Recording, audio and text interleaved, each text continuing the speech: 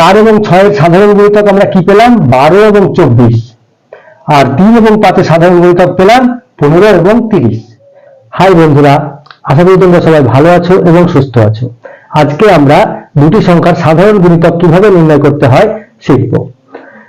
এর আগে আমরা গুণিতক কাকে বলে শিখেছি, গুণনীয়ক কাকে বলে শিখেছি, দুটি সংখ্যার সাধারণ গুণনীয়ক কিভাবে নির্ণয় করতে হয় শিখেছি।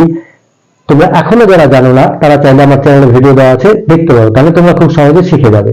আজকে আমরা শিখব দুটি সংখ্যার সাধারণ গুণিতক কিভাবে নির্ণয় করতে হয়। তাহলে শুরু করার আগে তোমরা এখনো যারা আমার চ্যানেলটি সাবস্ক্রাইব করোনি তারা অবশ্যই চ্যানেলটি সাবস্ক্রাইব করবে এবং সঙ্গে থাকবে পরবর্তী ভিডিওটি সর্বপ্রথমে তোমাদের মোবাইলে পাওয়ার জন্য। এবং অলরেডি যারা সাবস্ক্রাইব করে রেখেছো তাদের অসংখ্য ধন্যবাদ। তো বন্ধুরা, আমার ভিডিওটি যদি তোমাদের ভালো লাগে তাহলে অবশ্যই একটি লাইক, কমেন্ট এবং শেয়ার করবে। তাহলে চলো শুরু করা যাক।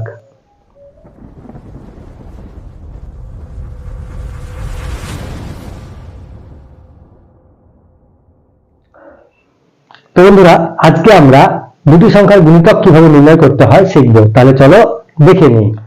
তো বন্ধুরা, আজকে আমরা দুটি সংখ্যার সাধারণ গুণিতক কিভাবে বের করতে হয় শিখব। এর আগে আমরা গুণিতক কাকে বলে শিখে গেছি। তোমরা যারা জানো না তারা একবার ভিডিওটি দেখে নেবে, তাহলে তোমরা গুণিতক কাকে বলে শিখে যাবে। আজকে আমরা শিখব দুটি সংখ্যার গুণিতক, দুটি সংখ্যার সাধারণ গুণিতক কিভাবে বের করতে হয়।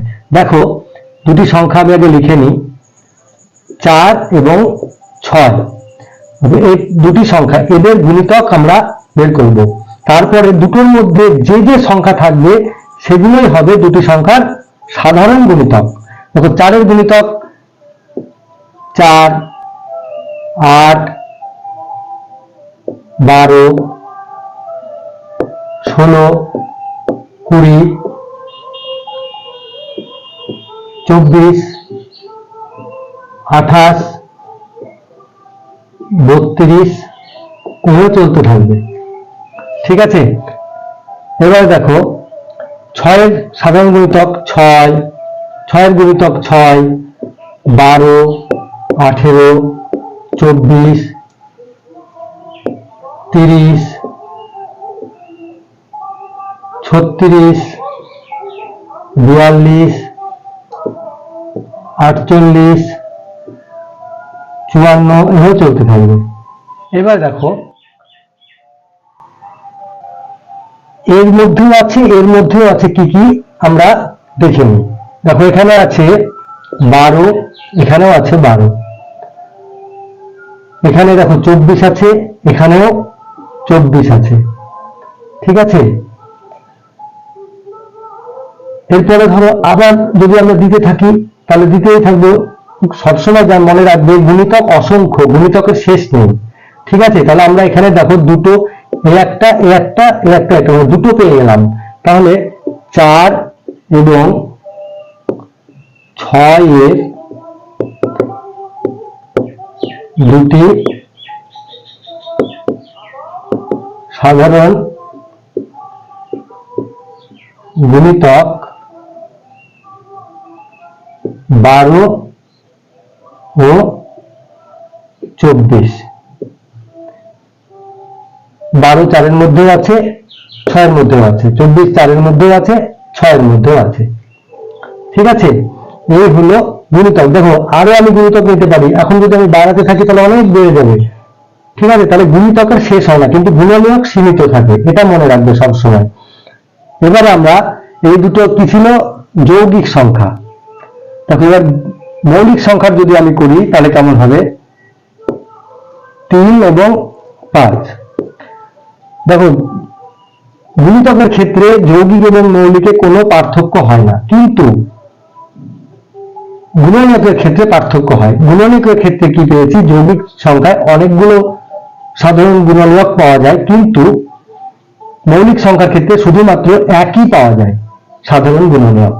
এটা কিন্তু শুধুমাত্র গুণনীয়কের ক্ষেত্রে, কিন্তু গুণিতকের ক্ষেত্রে সেটা নয়। দেখো, আমি একবার করি তাহলে বুঝতে পারবে।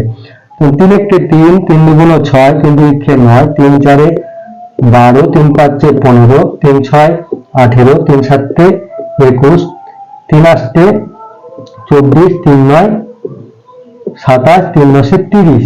এ পর্যন্ত আমি নিলাম। এরপরেও থাকবে, এরপরেও চলতে থাকবে। পাঁচের দেখি, 5 একে 5, 5 দুগুণ 10, 3 পাঁচে 15, 4 পাঁচে 20, 5 পাঁচে 25, 5 6 30, 5 সাতে 35, 5 আষ্টে 40, 5 9 45, 5 10 50। এগুলো চলতে থাকবে। ঠিক আছে, তাহলে 3 এবং 5 এর আমরা কি কি পাচ্ছি দেখি। 15, এখানেও 15, এখানে 30, এখানেও 30। ঠিক আছে, তাহলে 15 এবং 30 3 এর মধ্যেও আছে এবং 5 এর মধ্যেও আছে। তাহলে 3 ও 5 এর সাধারণ গুণিতক 15 ও 30। ঠিক আছে,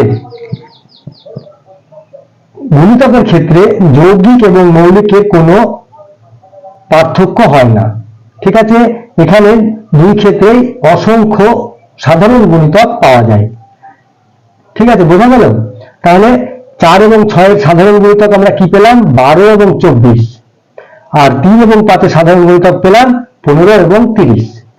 এখানে একটা কথা মনে রাখবে যে এগুলো কিন্তু অসংখ্য, আমরা আরো গুণিতক পাবো, যদি আমি কন্টিনিউ করতে থাকি আরো গুণিতক আসবে, কিন্তু আমরা দুটো করে সাধারণ গুণিতক নিলাম। তো বন্ধুরা, আশা করি তোমরা বুঝে গেলে। তাহলে তোমরা অঙ্কগুলো প্র্যাকটিস করবে, যত প্র্যাকটিস করবে তত শিখবে, ভালো থাকবে, সুস্থ থাকবে এবং মন দিয়ে লেখাপড়া করবে। আজ তাহলে আসি, টাটা।